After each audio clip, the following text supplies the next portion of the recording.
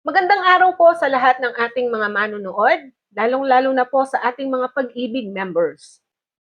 Welcome po sa aking YouTube channel.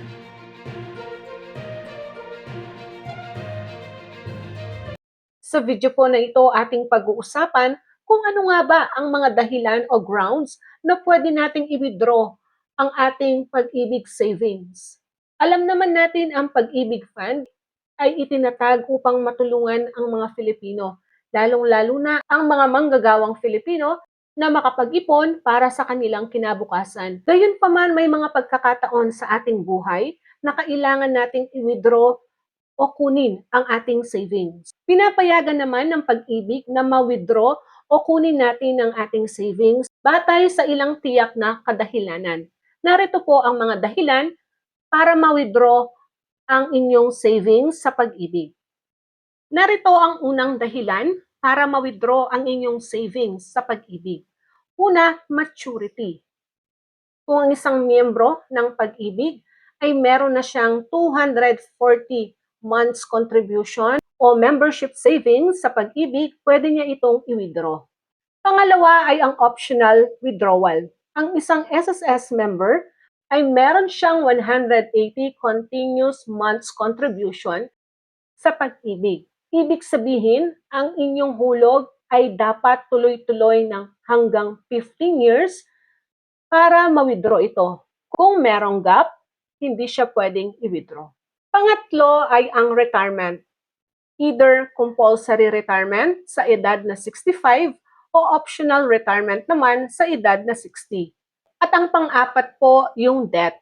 Kung ang isang SSS member ay pumanaw na po sa hindi inaasahan, pwedeng i-withdraw ang kanyang Pag-ibig savings ng kanyang beneficiary. At ang panglima naman ay ang permanent departure from other country. Ibig sabihin, pupunta na kayo sa ibang bansa at doon na kayo mag-i-stay. So, sa ganitong dahilan, pwede na ninyong i-withdraw ang inyong contribution sa Pag-ibig o savings. Pang-anim ay ang expatriates. Sa pamamagitan ng grounds na ito o dahilan, pwedeng i-withdraw ang inyong Pag-ibig savings o membership savings sa Pag-ibig. Pangpito ay ang permanent total disability or insanity. Ito yung mga membro na nawalan o naging impaired kanilang physical or mental functions sa kadahilanan sila ay nagkaroon ng sakit or injury. Ito ay nagiging dahilan kung bakit hindi na sila pwedeng magtrabaho pa o magkaroon ng business. So, sa ganitong dahilan, pwedeng nang i-withdraw ang kanilang Pag-ibig savings. Sunod po ay ang critical illness. Pwede ninyong i-withdraw ang inyong Pag-ibig savings kung kayo mismo bilang isang miyembro ng Pag-ibig ay nagkaroon ng critical illness o kaya naman po ang inyong immediate family member.